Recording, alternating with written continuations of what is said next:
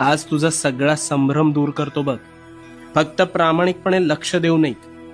मला सांग, आंब्याच्या झाडाचे बीज रोवून सफरचंदाचे झाड उगवलेलं तू ऐकलंयस का कधी? नाही ना.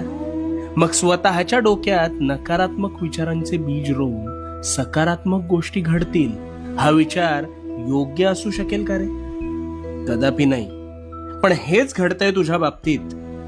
तू एखाद्या गोष्टीचा आरंभ संकल्प करून मोठ्या दिमाखात करतोस, पण काहीच दिवसात अपेक्षित यश मिळत नाही, म्हणून नकारात्मक विचारांचं तोरण आधीच मनात बांधायला सुरू करतोस. आणि मग गोष्टी मनासारख्या होत नाहीत, म्हणून कायम रडत बसतोस. नकारात्मक विचारांचं ग्रहण लागलंय रे तुला. तुझ्या विचारांच्या संभ्रमात तुझ्यावर नकारात्मक विचार हळूहळू तुझ्या नकळत आरूढ